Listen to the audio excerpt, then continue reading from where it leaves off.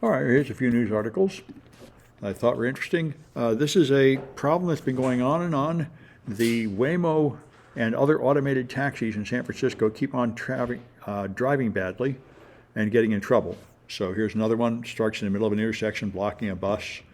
The San Francisco city would like to restrict or limit these, but apparently the decision's been made at the state and the city has nothing to say about it. I would like to know more about this. This would seem ridiculous. There was an airline worker sucked into a jet engine, and they have ruled that a suicide. That's mighty hard for me to understand how that's a suicide.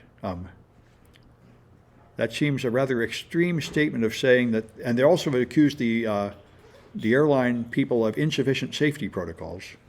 But that would suggest somebody intentionally wanted to do this. That seems a little strange. We may learn more about that.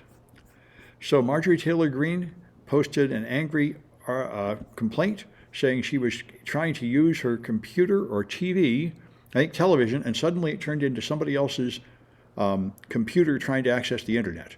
And she thinks this means people are spying on her through her TV.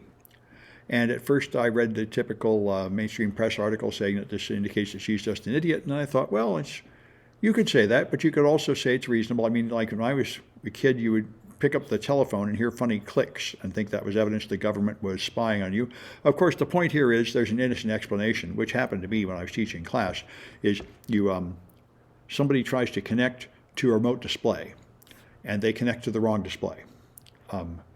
This happened to me. I was teaching a class, and one of my students opened a Mac, and they started projecting their screen to another Mac in the building, and they accused us of hacking them for that, because I guess there was no password involved. Anyway, this is fairly common that somebody tries to connect to another computer or a screen, and things will pop up on your screen that came from a different user because they went to the wrong Bluetooth connection or something.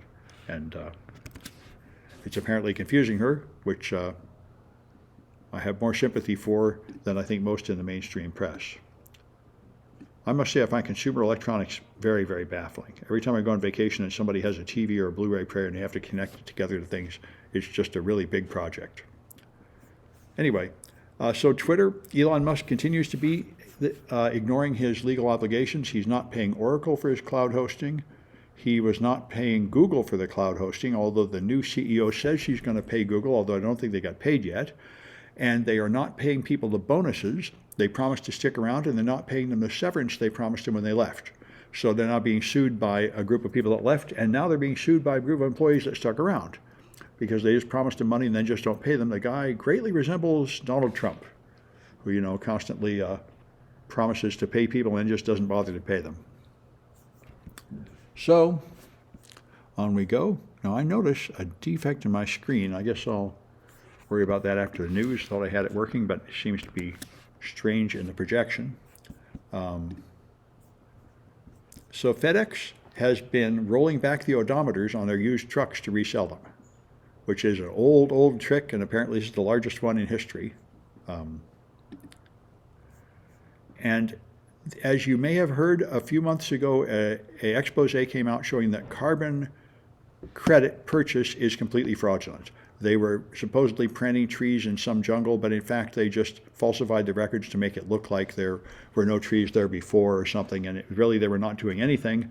They were just selling you nothing for your so-called carbon capture credit. So this new group called Supercritical claims that they are going to verify somehow that their claims that they're actually planting trees somewhere are in fact true, and therefore they are compensating for the carbon you use in a high carbon activity like flying an airplane. So we'll see if that comes to anything.